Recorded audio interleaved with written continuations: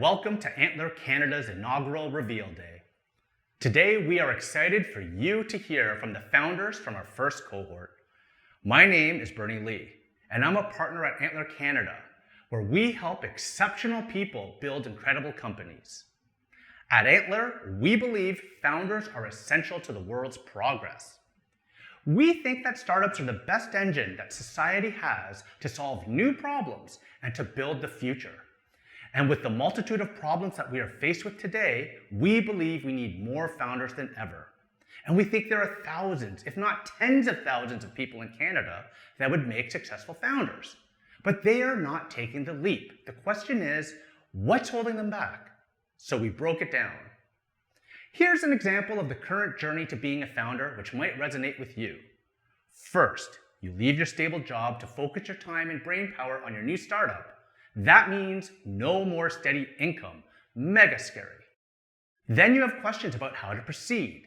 You want to get up to date on the latest in startup thinking, so you read as many books and articles written about startups as you can, many which are contradictory and sometimes written by people who have never lifted a company off the ground. Feeling confused, you decide to start working from home to keep spending low. That quickly becomes lonely. Wouldn't it be nice to have a group of other founders to collaborate with, to bounce ideas around with, people who get what you're doing? Finally, after a few weeks or months, you start to refine your idea. You put together a pitch deck and go out to try to raise some money. With your mastery of Google skills, you find a list of 100 active investors on the internet and start to message them on LinkedIn. Is it a surprise that you likely hear back from none of them? Bottom line, you get discouraged. You begin to question yourself about whether you have what it takes to be a founder. I'm Naaman Badeo, one of the partners at Antler Canada. At Antler, we think there's a better pathway for founders. We provide close support for founders in the first 6 months of launching a new startup and continue to work with them throughout their startup journey. We fundamentally help founders in 3 key ways: funding, coaching, and community. We provide funding at the earliest stages of a startup. We believe that we're betting on people over the idea. Fundamentally, we look for 2 things. Are the founders exceptional problem solvers and builders? And are the founders driven to solve a clearly stated, meaningful problem? We assess those things by inviting founders to come and work with us in person over a 10-week period. During those 10 weeks, founders can focus on deepening their understanding of the problem that they want to solve, speaking to potential customers, and starting to sketch out what a better solution would be and how would they build it. After those 10 weeks, founders have the opportunity to pitch to our investment committee, made up of Antler Canada team members and investors from around the world. If the investment committee approves, a check is written to the company to give it the funding to get going. Today, you will hear from the first 5 companies we've invested in. The second fundamental way we help founders is coaching. We believe that every new startup is different, and that it's hard to give advice that applies equally to all startups. Our team and advisors have all been a part of building real companies and provide feedbacks as our startups build. The final way we help founders is community. As Bernie mentioned earlier, building a startup is really difficult, and it's even harder when doing it completely alone. We design our founder cohorts so that founders are immediately plugged into a community of 50 to 70 other founders who are building new startups side by side. And it doesn't stop there. After investment, our startups are then plugged into a global founder community made up of founders from over 500 investments made by Antler around the world. The community provides an incredible opportunity to boost our founders' speed of learning and speed of relationship building, and ultimately the speed of success for their startup. With that being said, we're excited to present the founders and startups from Antler Canada's inaugural cohort. So let's go. First up, we'll be hearing from the founding team of MinuteSkill. With bite-sized video content, micro-learning moments, and a supportive community, MinuteSkill is empowering users to develop practical and applicable skills. This incredible team of founders is reinventing the way we learn. So Minutescale is really created to become a new way of learning, a new way that is bite-sized, it's actionable, and it's community-driven, so that we can really empower the next generation with a new way to learn. It really came out when we were talking about our screen times on our phones during COVID, and it got me thinking about in school it's hard for us to focus for even just 45 minutes on a lecture. So I just began thinking of ways we should be able to learn that intuitively or that continuously on our phones instead of it just being entertainment based. All of us really connect with the experience that learning online is pretty terrible as an experience overall. I think it's about making learning part of your everyday life, making it a habit and making it enjoyable. Like learning is all around us and we don't even notice it. So it's almost supposed to emulate that everyday natural form of learning when I'm just speaking to people or reading things as I go. It's like that go-to space. People go to Google right now when they need to learn something. How do I do this thing? And then that'll typically lead them to like YouTube and maybe blogs, things like that. We want to create that one space where you can find all of those answers and the people who have those answers, so you don't have to search everywhere across the internet. So for people who come to Minutescale, they're looking for faster, more reliable answers. That's really what it is. Our business side keeps up because of Tanika's expertise in that styliness, but our tech side is like at the same pace because Camila, she will make it sure it happens and meet those deadlines. And because of that, our team, if you see what we've done in the last 2 months, the momentum we've built is just because of the determination and the sheer velocity that we're unwilling to give up. We just keep going, and that's what I think is a really powerful aspect of our team.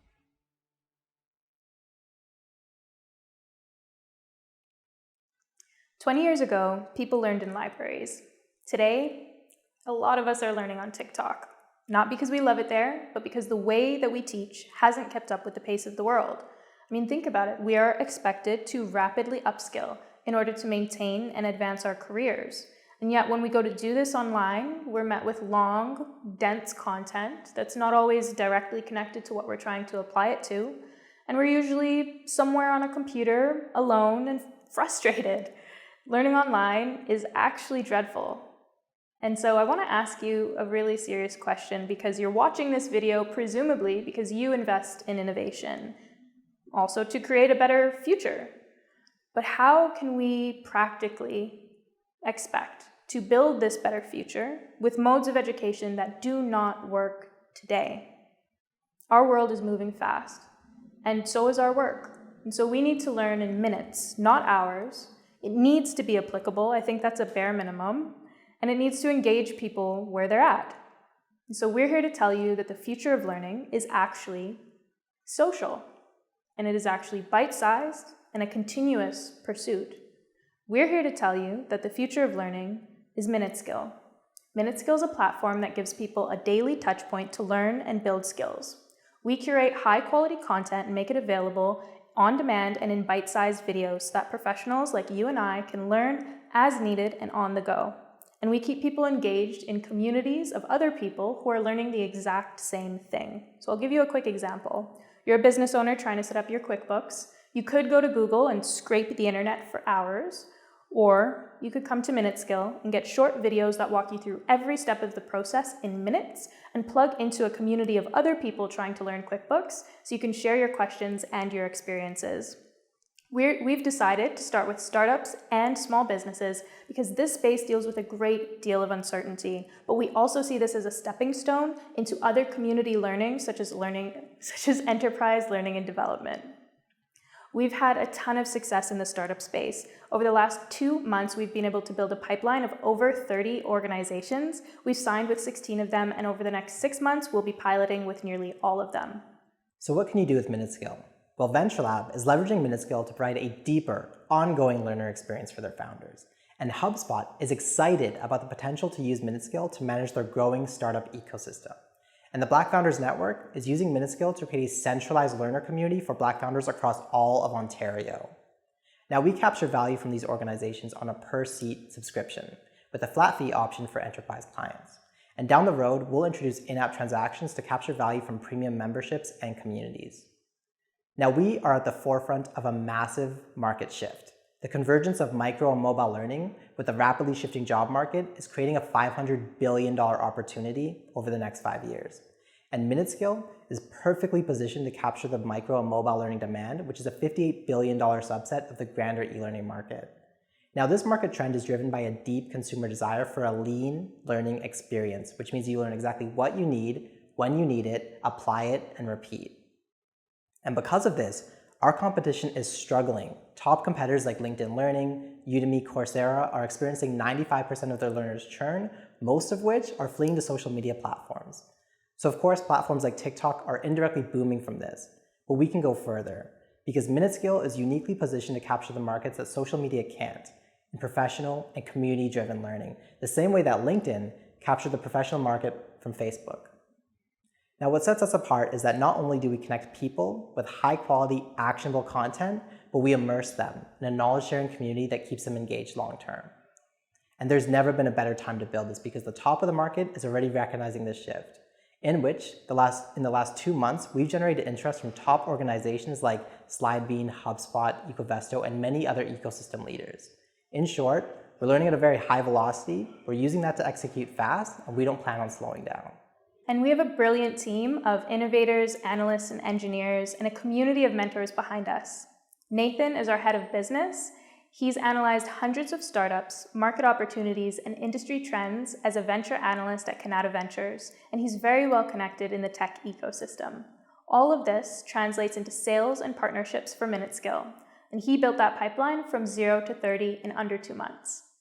Camila is our technical lead and head of product. She's an Earth and space engineer who's built 4 software tools over the last 5 years while managing large engineering teams from ideation through to design and development.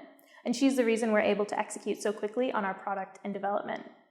I am head of operations, and I bring almost a decade of experience as an educator and an innovator.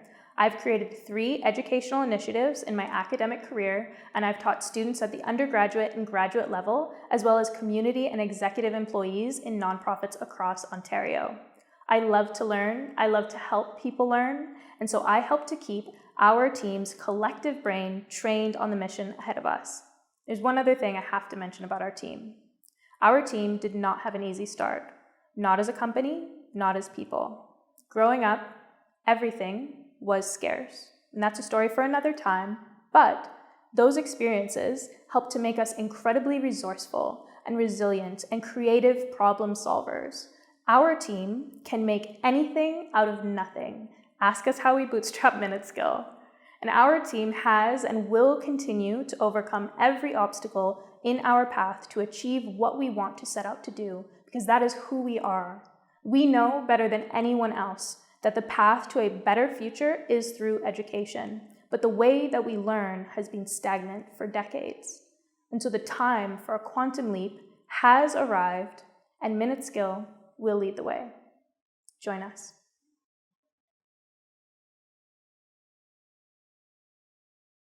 Our next team is using synthetic biology to develop a crucial ingredient required to enable the future of plant-based and cultivated meat alternatives. Genuine Taste lab-grown fat is produced in a sustainable manner, is cost-effective, and makes alternative meat truly taste meat-like. I'm Emily. I'm a co-founder of Genuine Taste. So I'm an engineer by training, and I'm mainly focused on the optimization of our culture conditions to increase yields. More recently, I've also been focused on working with communicating on issues of sustainability and environmental problems to communities. Hi, I'm Puya.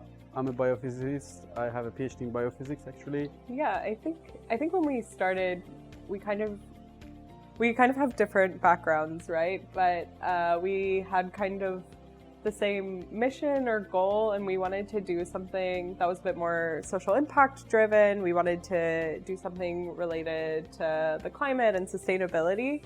We were like completely aligned in terms of what we are going to make. Like both of us, we are very passionate about environment and like animal rights, etc. So the trajectory was obvious. Yeah. I think it's a bit weird because like even though we only met started working together a few months ago, it feels like we've, I don't know, known each other for years and been working together for years. Like it just feels like a very natural working relationship. From moment, like very early stage, I realized that there is a potential there, because I knew from my previous business that how much is important that you are on the same page in terms of vision with your co-founder. But at the same time, I was like the compatibility of skills was a great match as well. And very soon I realized that me and Emily, we have compatible working style as well. I'm more like a dreamer. I would like to think about the strategic things like in long term, but she is very good in organizing and putting plans to put dreams in action. And that was the moment I said, like, that's a good match. So basically our fat will be an ingredient to alternative meats that includes both plant-based meats like, I don't know, the Beyond Burger, and as well as the growing field of cultivated meat. And what we're really trying to tackle is there are a lot of environmental issues associated with industrial animal agriculture as well as ethical issues. So one of our missions is to help mitigate climate change, drive down carbon emissions, and yeah, just be kinder to the planet. We like people to eat alternative meat because it's better for environment and our planet, but we like them to don't miss the real taste of meat. So that's why we are making Genuine Taste, and because Genuine Taste will make sure that you will have the same taste that you ever had from meat without harming the planet and harming the animals. We're Genuine Taste, and we're creating real animal fat to unlock the future of alternative proteins. The way that we eat today is riddled with ethical and environmental problems. If industrial animal agriculture was a country, it would be the second biggest carbon emitter in the world, emitting 15% of global carbon emissions. As populations continue to grow and eating habits change, this will only get worse.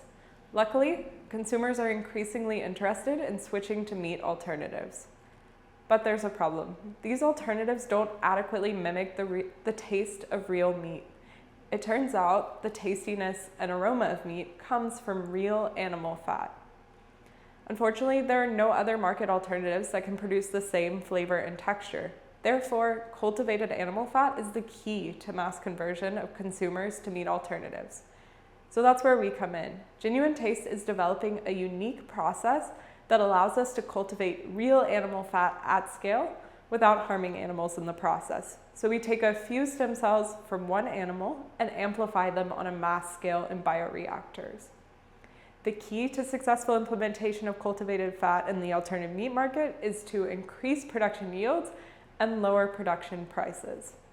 Our patent-pending technology drastically increases production yields by 10 times, lowers production time by 3 times, and reduces the volume needed within bioreactors by 350 times. This allows for truly scalable production and prices that make sense for alternative meat manufacturers. We are able to cultivate fat cells in the exact microenvironment they naturally grow in. We have developed cutting-edge optimization algorithms that help us continuously improve culture conditions and scaffold design. This is crucial to lowering the production price and boosting our productivity. So why we are the best team to do this? I have 7 years of experience in research and entrepreneurship in biotechnology. During my PhD at the University of Cambridge, I worked directly on fat cultivation, studying the effects of scaffold on mesenchymal stem cells. These cell lines are the predominant cell lines used in fat cultivation. My co-founder, Emily, has a strong background in engineering. She received her master's from UC Berkeley, and for the last 5 years, she has been making cutting-edge quantitative models for sustainability research. We are also backed by a strong multidisciplinary advisory board. They're helping us overcome some of the toughest technical challenges in biomaterial design, as well as helping us to navigate the food industry, regulatory environment, and commercialization. Right now, the world is at a tipping point when it comes to adopting meat alternatives. In 2013, when the first burger was made out of lab-grown meat, the price tag was a staggering $2 million per kilogram.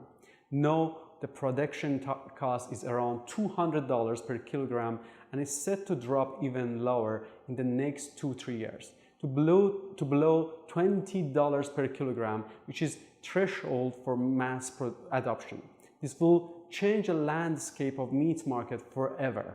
By 2040, 60% of $2 trillion meat market will consist of alternatives, such as plant-based and cultivated meat products. We are a B2B supplier of cultivated fat for alternative meat products. We will be licensing our technology to large players in the market who can utilize it in their own production facilities. In addition, we will have our own production line capable of supplying smaller players. Let's look at how our customers think about the value we add. The CEO of Wildtype, a major cultivated seafood company, said that they would have no doubt about outsourcing their cultivated fat content if it was high quality and lower price.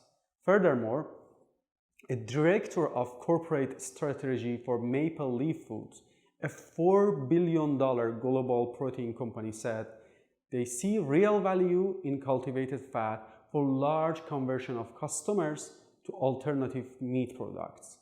They also mentioned that adding just 5% of cultivated fat to alternative protein products can help significantly in mimicking the taste of conventional meat. By 2025, we will be in market. We expect 2 main revenue streams. We'll supply our fat to plant-based meat and cultivated meat producers. By conservative assumptions, we anticipate annual revenue of $150 million by 2025. This will sharply increase to more than $2 billion by 2030 as we scale alongside alternative meat producers. So we have competition in both Europe and North America. There are a number of startups that are trying to produce cultivated fat.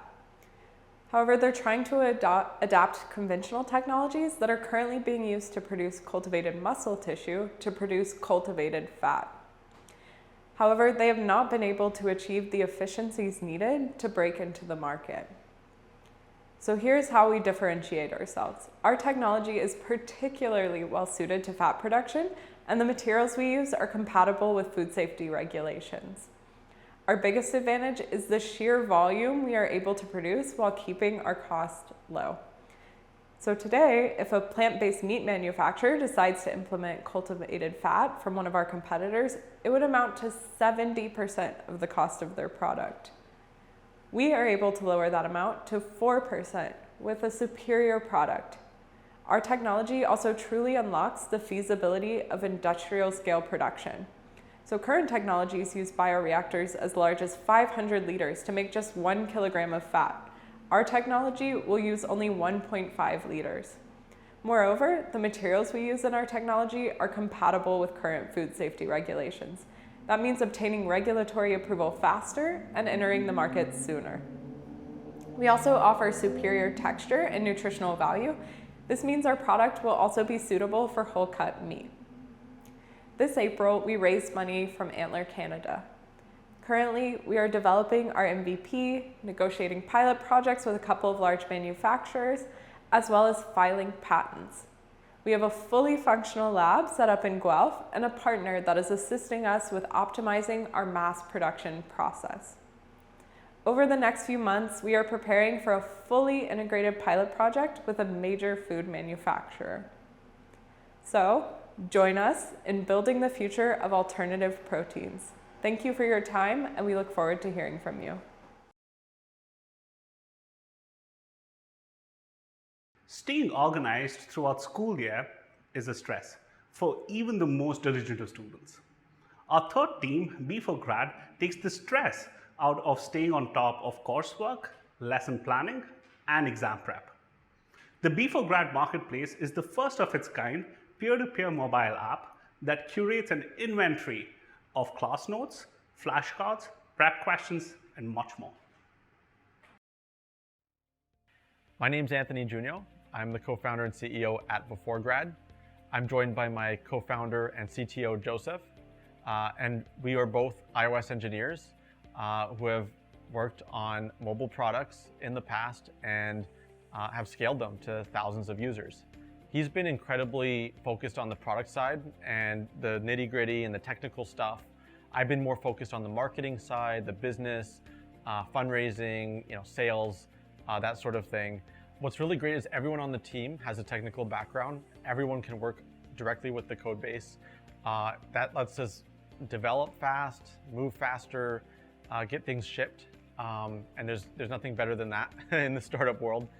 So as a student, I feel like there was really no app for me, right? It's a customer who doesn't have the time to cook food at home, right? They have Uber Eats, they have Skip the Dishes. Somebody who, for instance, is very busy, a busy traveler, they might use Airbnb or Uber, right? For me as a student, as an undergrad, I felt like there was really no particular app that was for me. A singular platform that was for organizing, creating, sharing, connecting me with classmates. I feel like ultimately there's several services out there like Quizlet that might help me if I really want to study flashcards, or Course Hero if I want answers to certain questions.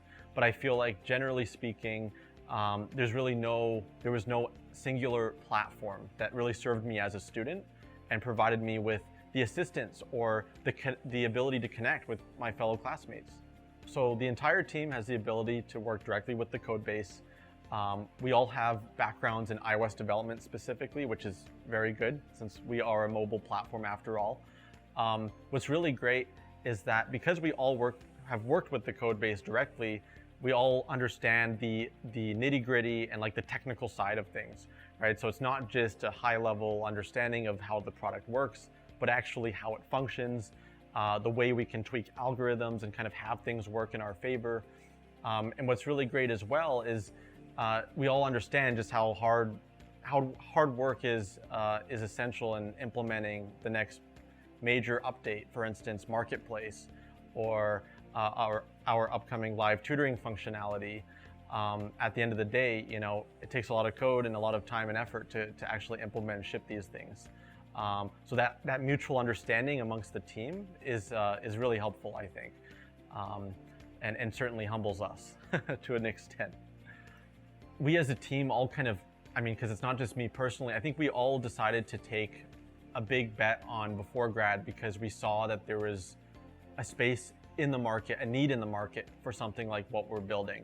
In the big tech world, you're really kind of taking a step back and you're sort of just looking from the outside.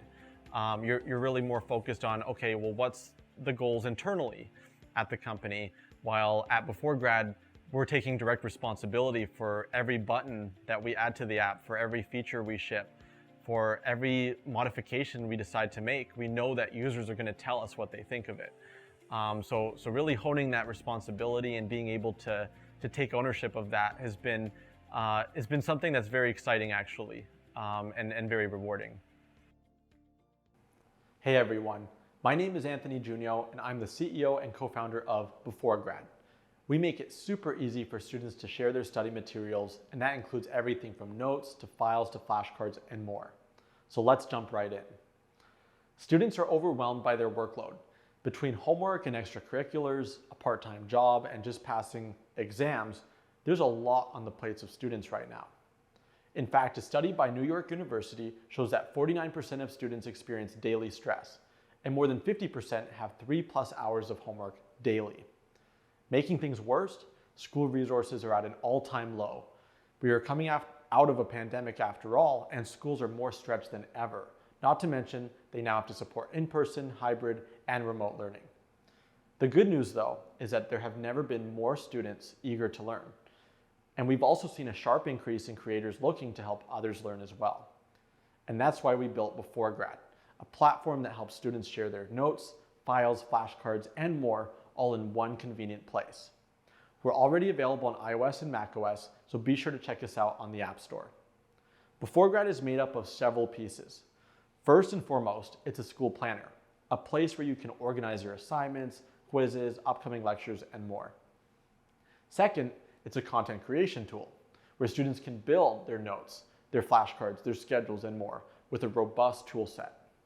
And last but not least, Before Grad is a collaborative network, a place where students are connected to their classmates both at home and around the world, so they can seamlessly share notes, files, and more amongst each other.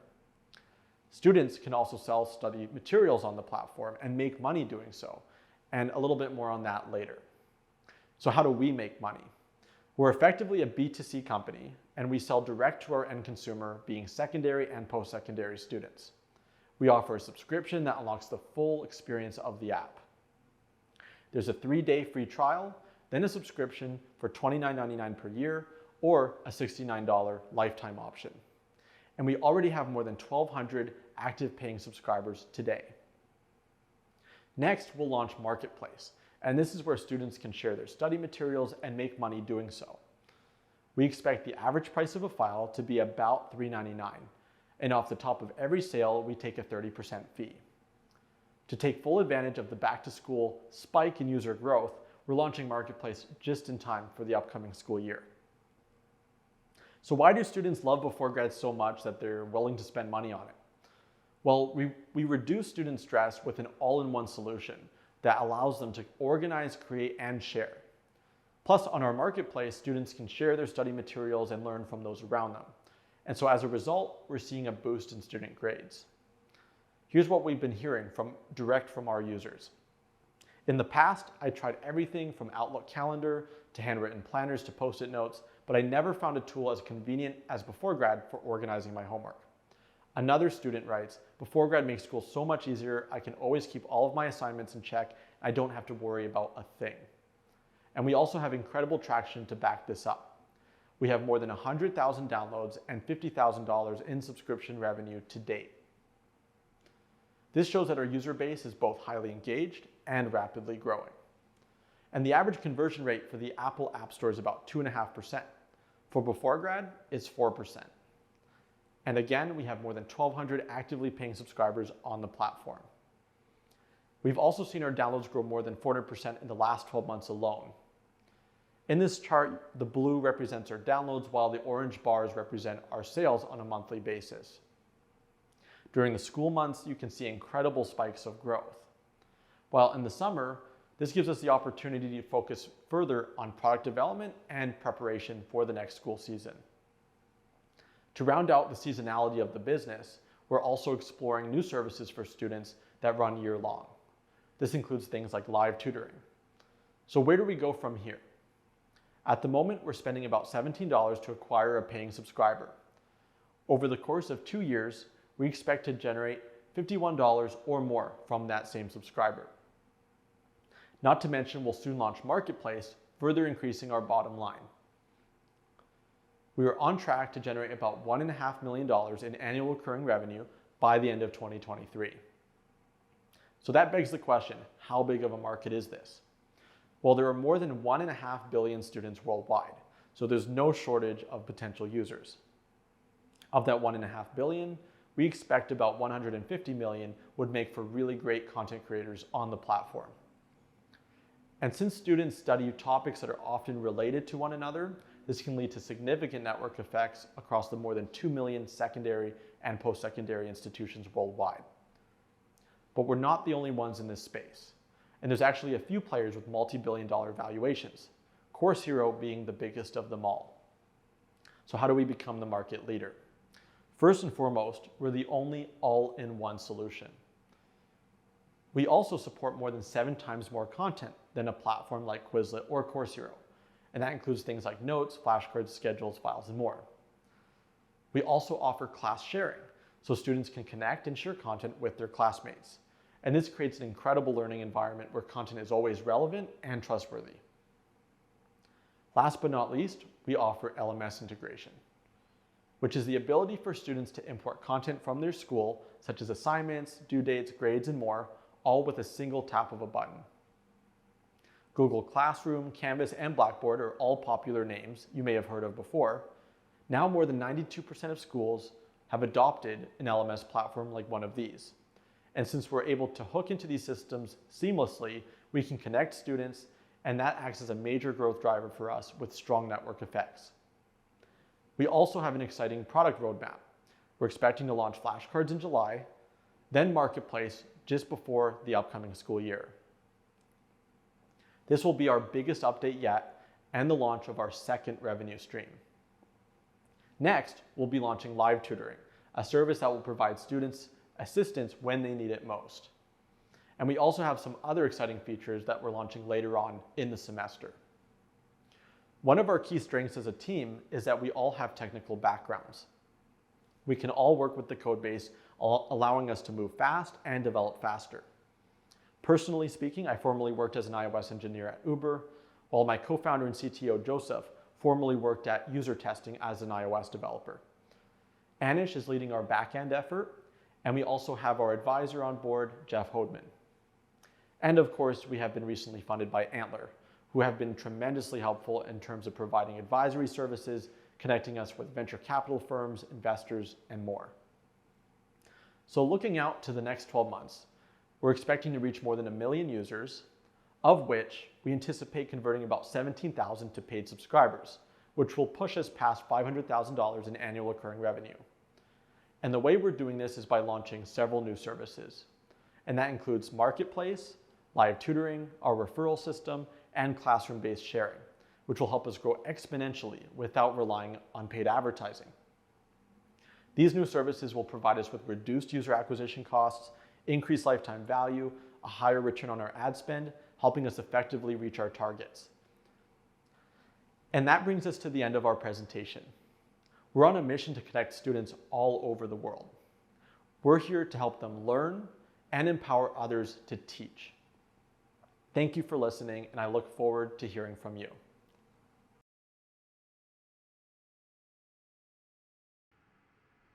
Although robots are becoming an increasingly prevalent part of our society and its infrastructure, they still lack the perception and general intelligence that would fully unlock their potential.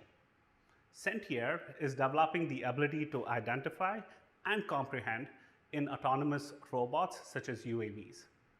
Their first business application is in the agricultural industry to enable continuous crop scouting and yield estimation. I'm Mahsous Salimi, co-founder and CEO of the company. I have PhD in multi-robot controls, so more than a decade of experience working with different types of robots, mobile robots on the ground, but also aerial ones, UAVs, drones, different ones.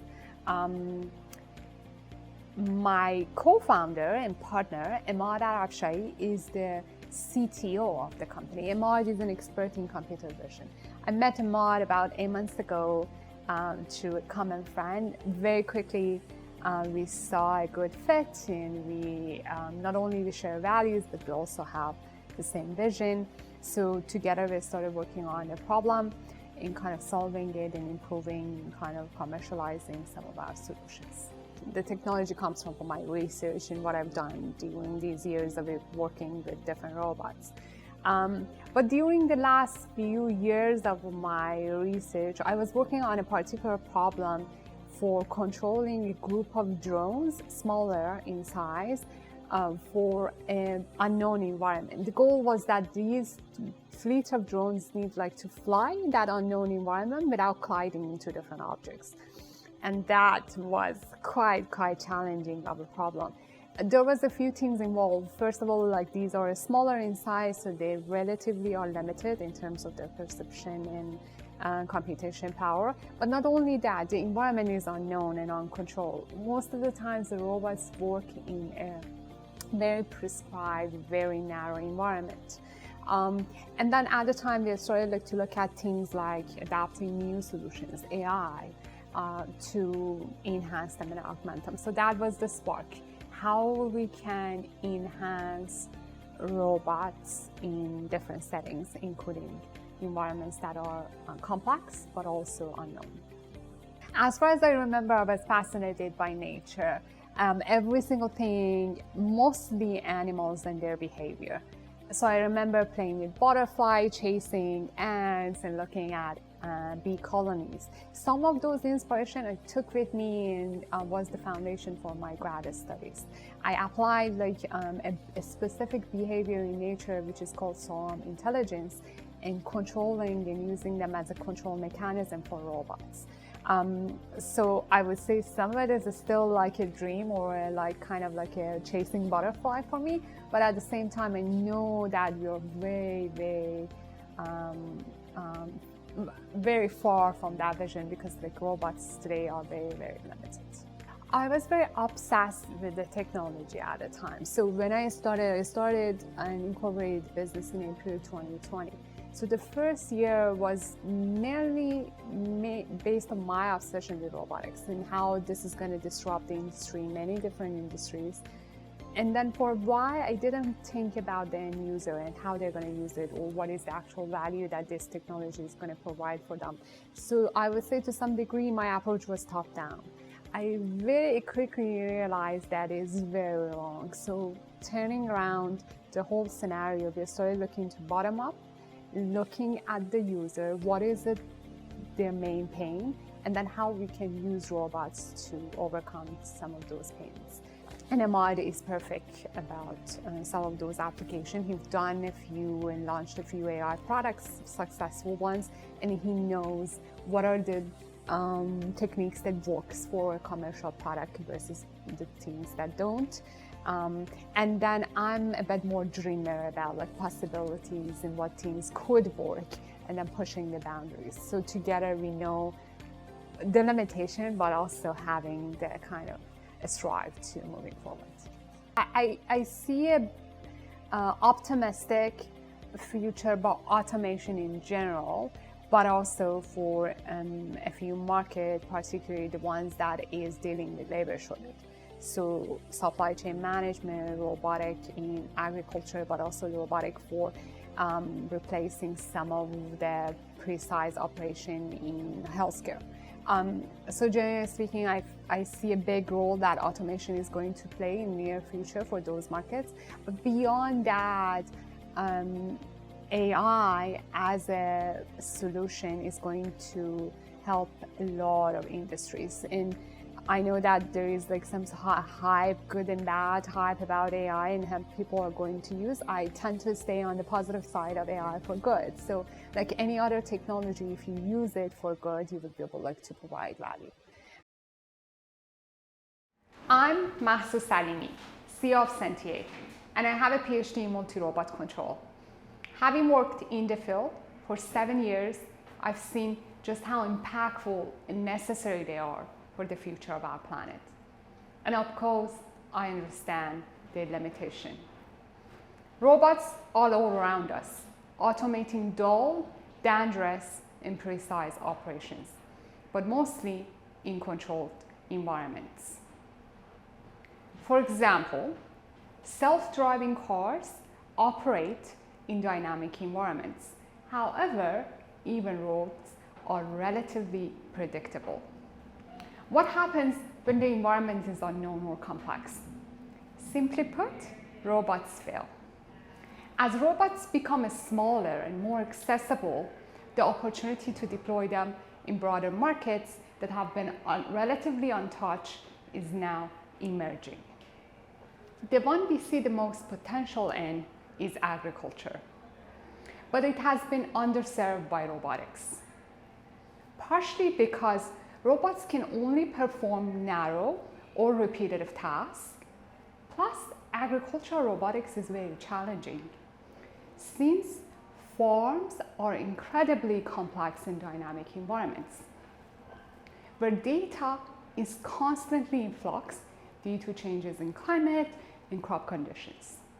Plus, to operate farming, we need mobile robots, but they have minimal perception and processing power. However, climate change, global labor shortage, and increasing production demands have heightened the need for a solution. Robotics can be that solution. And that's where Sentier comes in. What if we made it easy for robots to be smarter, so then they can quickly learn a new task, adapt or react to complex environments without failure? We offer pre-trained intelligence for robots and augment them through machine vision and learning. Our product consists of APIs and pre-trained machine learning models for vision. This is a quick overview of our dashboard, where customer can access to our APIs for quick drag and drop AI deployment at a scale, including a gallery of different models for crop stress detection, yield estimation, optimal harvesting, and more. Not to mention microservices and custom solution for cloud or edge computing. This is not just an idea, and we are in production. Here is an example of one of our products in pilot for citrus harvest. You see a drone flying over an orchard, and here's where the magic happens. As it passes over the crops, it sees, recognizes, and counts fruits, analyzing maturity levels, anomalies, or other crop data. This allows farmers to better plan and optimize their harvest, saving them up to $80 per acre with 25 less labor costs and more accuracy. There is an $80 billion opportunity for the global robotic market. Over the last few years, we've seen increasing demand for robotics in different markets, including agriculture. If you just look at drone analytics alone, you see the demand has risen 17% since 2020 and projected to grow even more. We are a B2B platform targeting SME companies that currently employ robotic solutions in agriculture, such as fruit picking, plus AI marketplaces like AWS and Azure. We use the value-based pricing for our subscription and rev share plans. We have demand in more than 10 countries on 3 continents, primarily in North America, Latin, and Europe. Currently, we have 20 good prospects in our sales pipelines worth over $1 million annual recurring revenue, 2 of which we're expecting to close soon. We're not just another ag tech company using AI.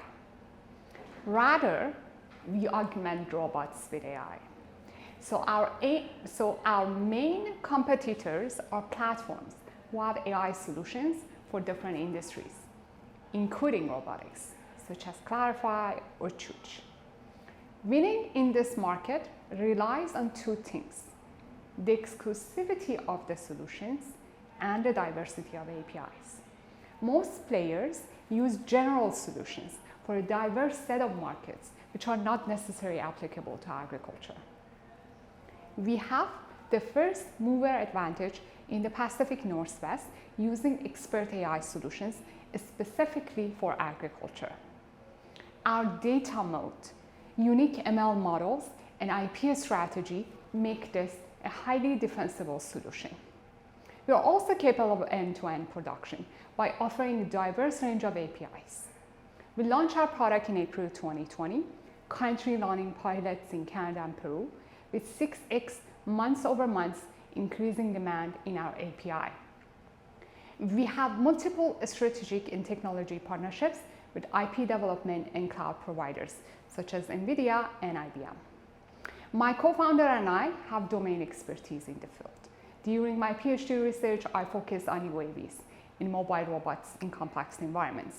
Ahmad, my co-founder, is an expert in computer vision and applied AI. He also previously founded and scaled 2 AI ventures.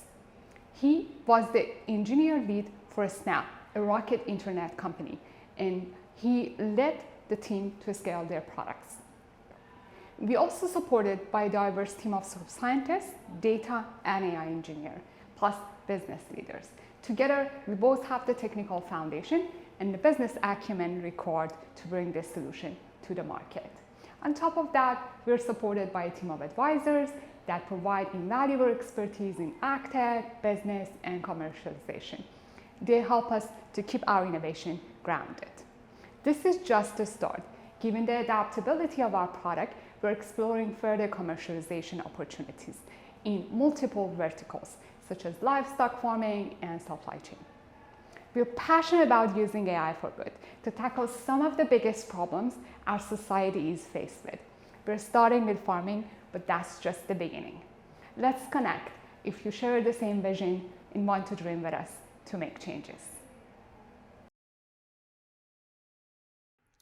Last but not the least, Chexi. This team is taking on the residential rental market with an awesome new approach. They are enabling tenants to get rewards on their largest monthly expense, usually rent, as well as providing unparalleled insights for landlords looking for the perfect tenant. Chexi is making the process of finding or renting out a home that much easier.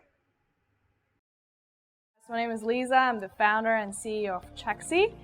Prior to building Chexi, my background is really your very traditional finance background. I started my career as a financial analyst at a startup actually, where I helped raise the Series A, and that was my first introduction both kind of to the M&A and the startup world. And then I went on to do a few years in investment banking, got my CFA, and then was really craving coming back into the technology world, which is when I joined Square to lead their finance and strategy team in Canada.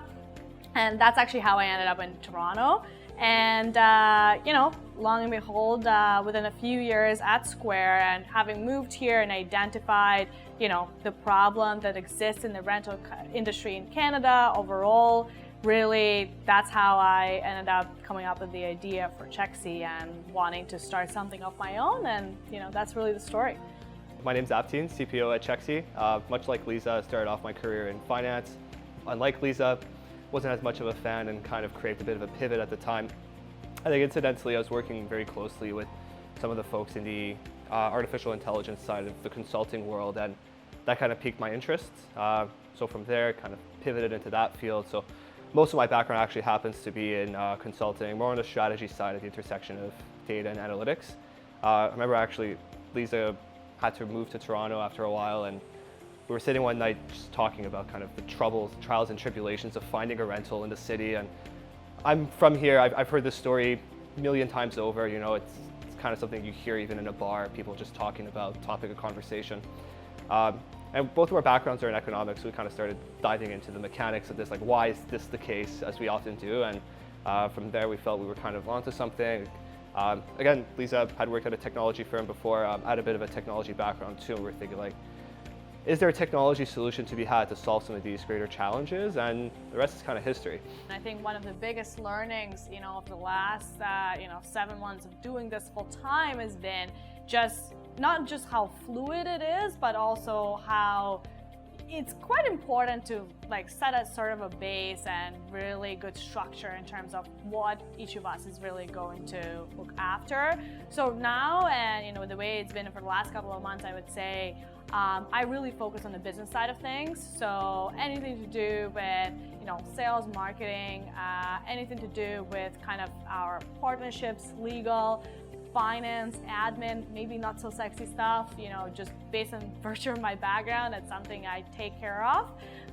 While Aptine really helps on kind of the product vision and the product strategy side. We were thinking of going a marketplace route, and we've since pivoted into payments. And one of the really interesting things about moving into payments is you unlock data. And that's kind of where my mind was at before in the consulting world. That was really the biggest hurdle for anyone trying to do anything meaningful, respect to machine learning, artificial intelligence. I knew early on that there's probably an opportunity to be had here, just given there are certain gatekeepers around the data world when it comes to real estate. It's very tough to collect any kind of meaningful data, especially at scale. And that's why we truly believe that payments is kind of the beachhead of how you can solve some of these larger issues within the residential renting space. And it's because there's been numerous other marketplaces have gone and tried and failed to get landlord adoption, and it is for one reason only. You start as a marketplace. What do you have to offer that landlord to list with you and pay you something for it, even if you want to, outside of just maybe a better technical experience, which is not really something that landlords are actively looking for. What landlords are actively looking for, as Aptine alluded to, is really good quality tenants And can you give them information on that tenant that they currently cannot get anywhere else? And payments is really interesting, specifically, I think, to both of us, me coming from a payments background and Aptin coming from a data background, because it allows you to basically prove to landlords exactly what they want to know. Does that person pay their rent on time? And are they going to be a good tenant? There's one stakeholder or like one persona that has really echoed this quite a bit. To newcomers to the country or anyone really just getting started off, kind of face a catch-22 of, well, I need to prove to landlords that I'm going to be a good tenant. I don't have any domestic credit history, so that's very challenging for me. And it takes a lot of time to actually build credit, and I can't get anything out of my largest monthly payment. It'd be really great if I could start leveraging that to start building that kind of credit and hopefully open some doors later on in the future if I'm looking to purchase a home, right? For many newcomers, that's really the dream, and I think that's one of the more exciting pieces of feedback we've also received. And I think that also kind of brings us to a larger, vision of what we're really trying to do is we want to create impact, right? Like we want to create impact that allows people to rent easier, to have a better experience renting, because most of us, people who are our age, millennials and Gen Z, we're going to be renters for much longer than previous generations just because of how inaccessible real estate becomes. And can we, create a business that is a viable business, but is also something that is helping people alleviate some of the biggest pain points they experience with just finding a home and being able to pay for a home and being able to, get something in return for that crazy amount of money we spend on rent. That is just something that, personally, I think we as a team are really passionate about solving, because if you can solve that viably, there's a huge untapped opportunity there. Chexi started, not unlike many other startups, with a personal pain that I experienced myself. Having been relocated to Toronto for a job, I had to find a place to live. And I found the process of renting and finding a place extremely annoying, challenging, and lengthy. Which is when I started to look into, well, why does it have to be this way? What I found in my extensive research is that despite being one of the largest and oldest revenue-generating activities in the world, renting as an industry has seen very little innovation and remains quite fragmented and frankly antiquated. Landlords spend a ton of time and effort and resources to find a good tenant, and in markets like Canada, tenant protection laws are frankly stacked against them, so they bear almost all the risk of tenant payment default and damage to property themselves. Tenants, on the other hand, have to sort through innumerate and often inaccurate listings, deal with predatory landlord requirements, and bad ongoing management. This all stems from a couple of underlying issues with renting. Conflicting incentives between landlords and tenants, a significant information asymmetry, and lack of technological innovation that lead to a very fragmented leasing process, and result in one of the biggest pain points for tenants, antiquated payment methods, meaning your biggest monthly expense being rent is not just annoying to pay for, but also gets you no benefits like earning rewards or building credit that you otherwise enjoy with the rest of your spending. I've seen this story play out numerous times myself. I've been a renter in Canada for the last 8 years, and I currently pay rent with post-dated checks, a method that's over 100 years old. But I've also seen what the future looks like. During my time at Square, I saw firsthand the kind of transformation that is possible when you give small businesses the opportunity to leverage digital payment methods. And now, I want to extend those benefits to tenants and small landlords, which is why we built Chexi. Chexi is a first-ever Canadian card program specifically designed for renters, allowing them to earn rewards and build credit on rent payments, all while bringing the mechanics of paid rent into the 21st century. Our 3 key features include seamless and digital rent payments, like household accounts and ease of roommate splitting, earning rewards on rental payments, and credit building. Now, we know that the biggest challenge in PropTech adoption to date has been the lack of adoption by landlords. Chexi makes it simple for users to adopt this new payment method by becoming a third-party connector between the tenant and the landlord. This means the landlords don't need to change anything on their end. Tenants use their Chexi card to pay rent through our platform and gain rewards, while we settle with the landlord using their preferred method, whether it's check or e-transfer. This also means that tenants get the benefit without really needing their landlord to sign up. Now, the Chexi card in its current form would transform the rental payment space. But our vision really doesn't stop there. In doing so, we unlock a much larger issue that we are perfectly positioned to solve, and that is rental discovery and tenant placement. One of the key issues with the rental market is the fact that there is conflicting interests between the tenant and the landlord. Tenants want a nice place as fast as possible, providing the least amount of information, but suffer from fragmented search, application fatigue, and bad ongoing management.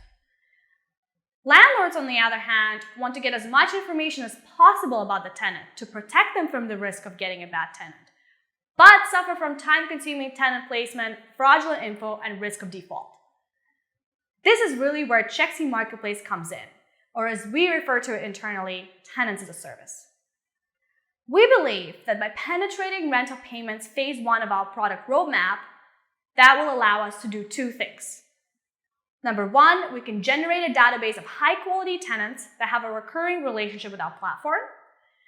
And number two, we can gain insight into their valuable payment information for rent and other, which currently no third party observes at scale. This would in turn allow us to become a one-stop shop platform for all your landlord needs. Think ease of tenant placement through our extensive tenant database while guaranteeing our tenants and providing ongoing tenant and unit management. All of that at a fraction of the cost that current realtor and property management combined fees would cost you. We believe that this roadmap provides not only the opportunity for us to become the unified residential renting platform in Canada, but really extend that to the global stage as well. By being able to spread the risk of default over thousands of tenants and effectively guarantee them to any landlord worldwide, we can give our tenants not just better renting experience at home, but ease of global relocation for short and extended periods of time. This is a pretty exciting opportunity, but also one with a huge market. The Canadian rental market alone is a $50 billion market. That, combined with a global rental market, puts Chexi's targetable serviceable revenue opportunity north of $100 billion annually. And what's even more interesting and exciting is that the current competition is frankly quite archaic. We compete primarily with realtors for leases, property managers for ongoing support and rental guarantees, as well as some incumbent PropTech players who've been unsuccessful in gaining scale to date. Being able to unify all of these offerings in Chexi would make us stand out amongst the offerings currently in the market and position us to capture it quickly. So who is behind Chexi and why are we the right people to execute? Well, we see Chexi really at an intersection of payments, data, and real estate. Myself, I have a background in payments at Square, while my co-founder app team comes from a background of data strategy at PwC. And our great board of advisors help us fill the gaps, especially on the real estate front. Together, we're making Chexi the unicorn that is poised to become. And that's it. We hope you enjoyed hearing from the Antler Canada founders. If you want to get in touch with them, please use the Get in Touch feature at the bottom of the page. Take care.